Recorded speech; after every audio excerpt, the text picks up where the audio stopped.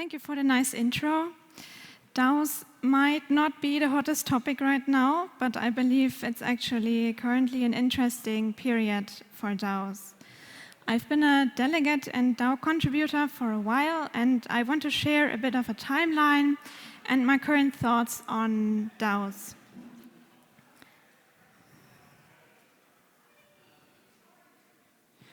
So DAOs have been around for a while, but they became increasingly a phenomenon in 2021 and 22, with many protocols launching and airdrops happening.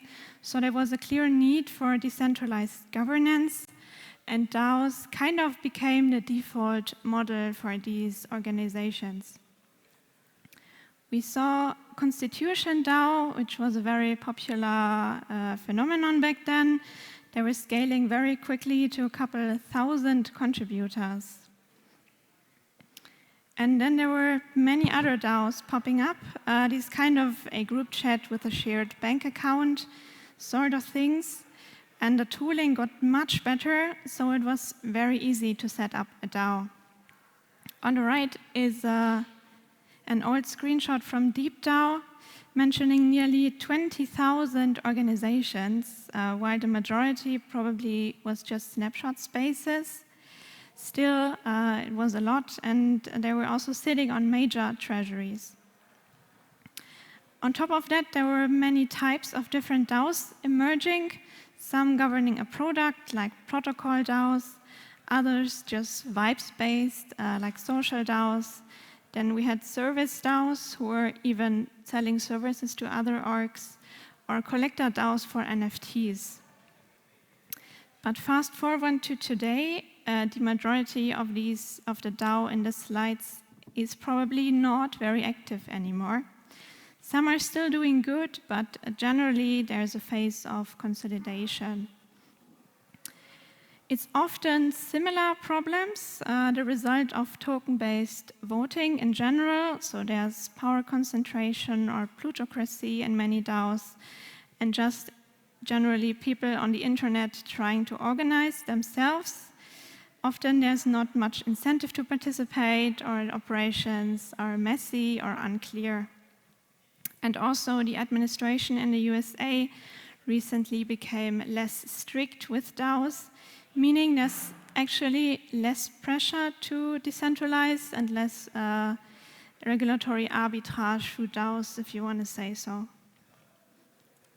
So we've seen a couple examples of DAOs actually going back to a corporate model and closing down the DAO.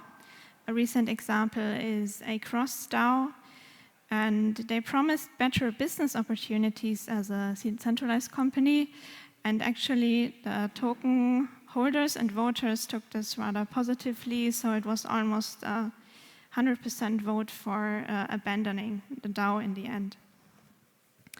And also, Tally, one of the most used, or probably the most used voting front end, announced the end of their company as well.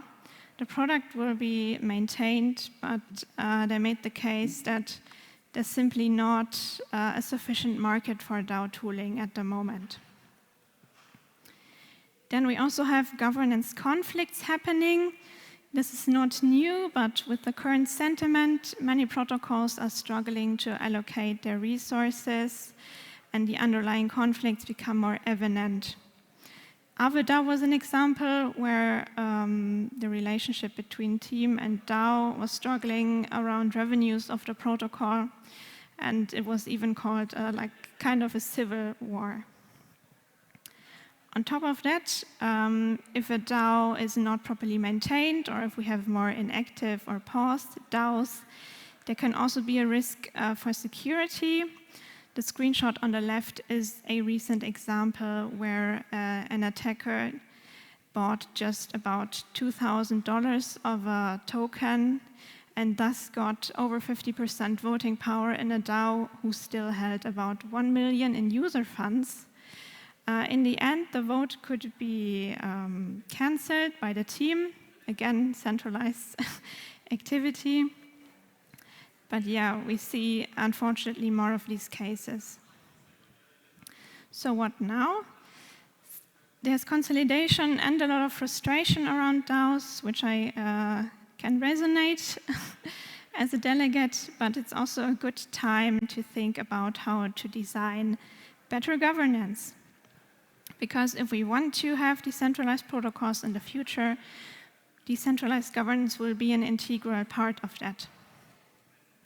And we have been experimenting with DAOs for the past more or less 10 years, so we have a better understanding of what works and what we can do in practice. An example is the Governance Accelerator Research Program. It's a project from MetaGov, where they've been mapping out problems and solutions for governance. We don't have the time to go through that in detail, but I can really recommend to check out the website and maybe even contribute to the research. And then there's a couple other ideas and experiments. Agora has recently launched a request for proposals where you can submit your own DAO idea and let that review by others.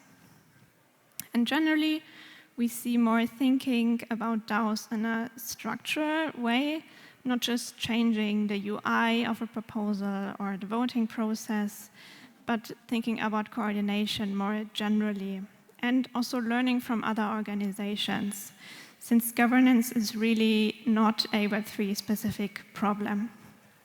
Yeah, so these are nice initiatives, and I hope we'll see more of that. Thank you for listening. If there's questions, I'll be around, and feel free to contact me. Perfect, thank you very much.